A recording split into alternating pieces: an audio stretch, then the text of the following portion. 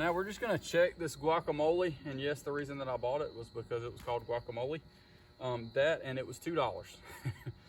So I thought it was a cool one. I always like some neat hostas. I have found personally that they traditionally work better in pots. So you don't have to worry about moles, voles, that kind of thing. And if you notice deer starting to eat these, because if you put these anywhere that deer will be or can get to, then you will notice that they will quickly be gone. So the other thing about pots is if you notice deer starting to eat them, you can move them. I know that I split some last, I think fall before last, or last fall, or maybe it was spring before last. Anyway, and planted on the other side of our house, thinking, man, they're 2 feet from the house. It's a perfect location in regards to just a couple hours of sunlight first thing in the morning. But man, the deer just hammered them, and I need to dig them up, move them. One I put on another corner worked well. Basically, I've just found that you need to put these where deer cannot get to. So that's the key, and being able to keep them in a pot allows you to do that. Dean Family Acres.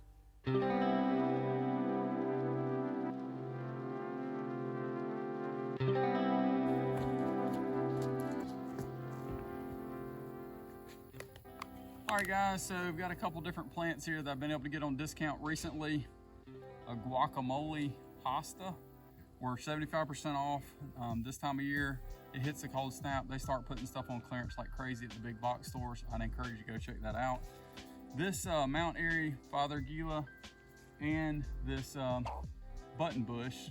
It's a Sugar Shack Buttonbush. Both these I picked up at the Habitat store months ago. They need to be repotted. They've already lost their leaves. And I do kind of have a general idea, but I need to repot them. They're just in way too small pots.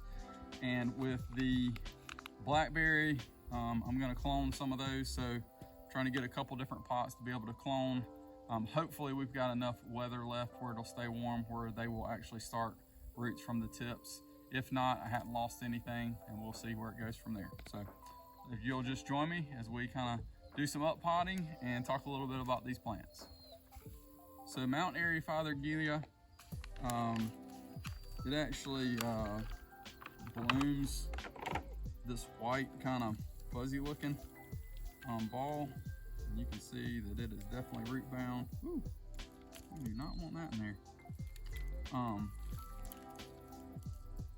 It's been in that pot way too long, and I should have up potted this right when I got it. That's one thing that I have been trying to learn. If I'm gonna get it, I can't plant it right then. Just go ahead and up pot it. Make sure that you do tease the roots out just a little bit. And then again, I'm gonna up pot here. Make sure that you do get your height on your level of soil, that you get it at the same level.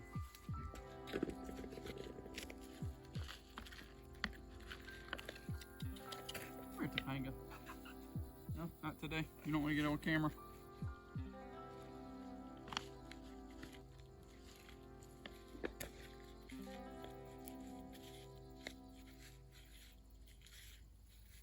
If my memory serves me right, it's been a little while since I looked up this Fothergilla and what and or how it grows. But I believe that it wants a moist area, so we do have a kind of a lower spot over by the shop. I'm planning to kind of expand that bed that we did earlier. If you haven't seen that video, go check it out here, where you can see exactly how we did that bed, placed the rock, kind of worked it around. Topanga, you gonna get on film? So you can kind of see that and see exactly what we did, and I'll try and recap. Another great video is one of our lives where I showed a lot of our irises. We do have a lot down there. We've got one that's kind of a brown greenish color that's down there that's really cool. And speaking of irises, look what else I picked up. So I picked up an Immortality reblooming iris. This one actually was supposed to be 50% off, but because I bought the other 75% off plants, the young lady went ahead and rang it up 75% off as well. So this cost me $1.20. So yet again, you know, I did go through and make sure I picked one that had some growth on it. Some of them didn't look quite as well, and I may loop back around and pick up some other varieties that they have.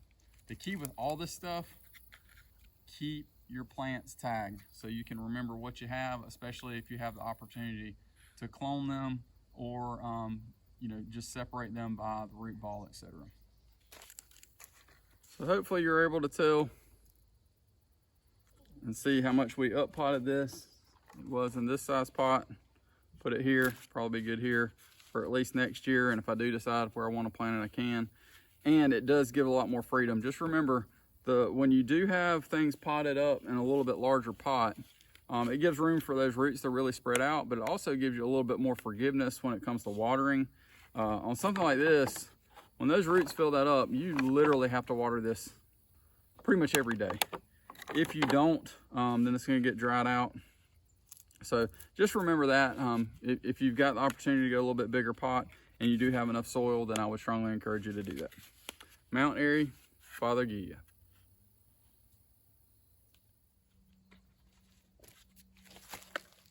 I'm gonna save these two for the blackberry. Actually, I probably could do that with blackberry, but it's so small, I don't know that I want to water it that much. Next, we have a lilac bush.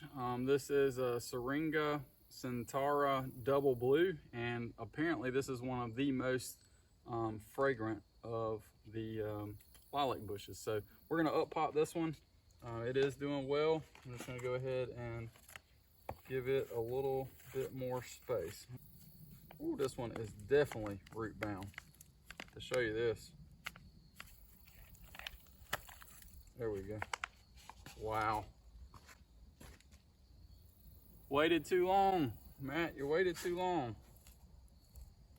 I know it's fall as well. I won't mess up the roots too bad. Just try and break them up here.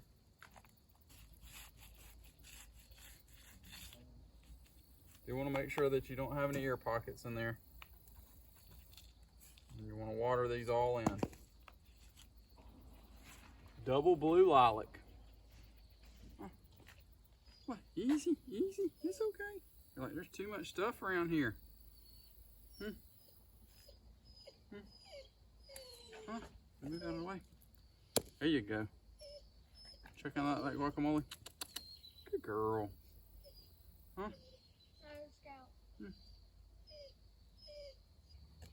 All right, girl. Let's see if we can get one more up planted here. I'm gonna put this one here. Yep. We got a Sugar Shack Buttonbush. Is that what you're over here checking out? Sugar Shack Buttonbush. Ooh, you think it's got roots growing out? Should have up potted that one before too.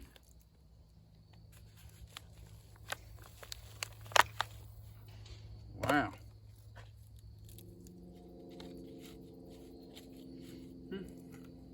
All right, so let's tell them about it. You want to tell them about it? Sugar Shack Buttonbush. Proven winners to proven winners.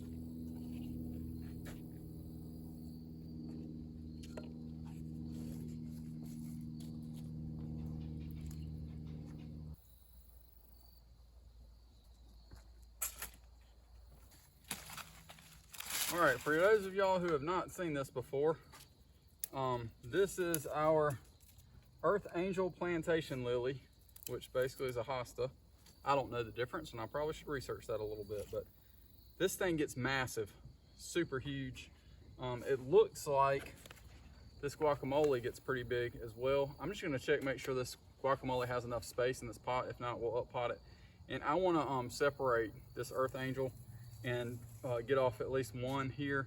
I might have to get a bigger pot than this one. So I'm gonna do that real quick. See if we can get this to separate reasonably.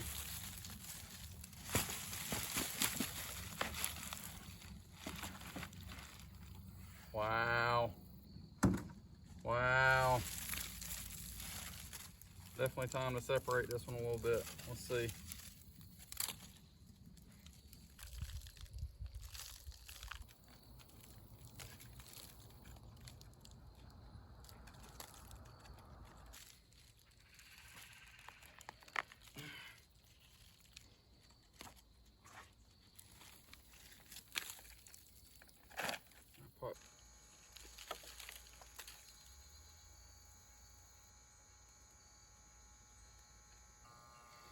All right, guys, so I got 1, 2, 3, 4, 5, 6, and I probably could separate them a little more, but I'm gonna leave it at that and make sure that I do keep one. I'm gonna put this largest one back in the big pot and split up the rest of these.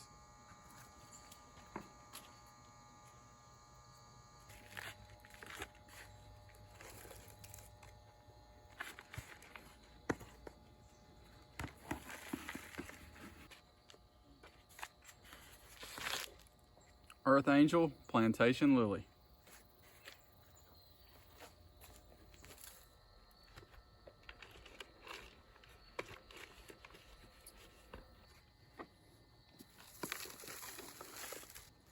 A little bit more dirt. You can see it just there. You want it just below the level of the soil.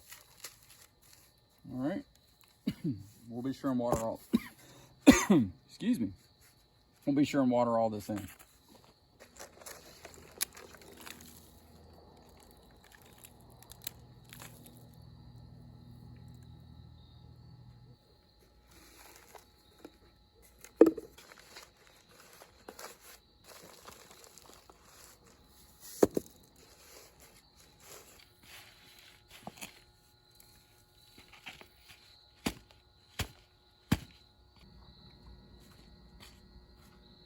So hopefully y'all enjoyed the splitting of the Earth Angel Plantation Lily. Now we're just gonna check this guacamole, and yes, the reason that I bought it was because it was called guacamole. That and it was $2. So I thought it was a cool one. I always like some neat hostas. I have found personally that they traditionally work better in pots. So you don't have to worry about moles, voles, that kind of thing. And if you notice deer starting to eat these, because if you put these anywhere that deer will be or can get to, then you will notice that they will quickly be gone. So the other thing about pots is if you notice deer starting to eat them, you can move them. I know that I split some last, I think fall before last, or last fall, or maybe it was spring before last. Anyway, and planted on the other side of our house thinking, man, they're 2 feet from the house. It's a perfect location in regards to just a couple hours of sunlight first thing in the morning. But man, the deer just hammered them, and I need to dig them up and move them. One I put on another corner worked well. Basically, I've just found that you need to put these where deer cannot get to. So that's a key, and being able to keep them in a pot allows you to do that.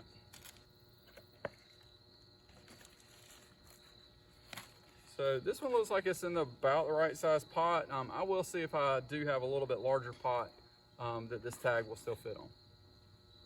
No dice on another pot, so we'll just leave it in this one for this season and see how it does for next year, and then we'll up pot it.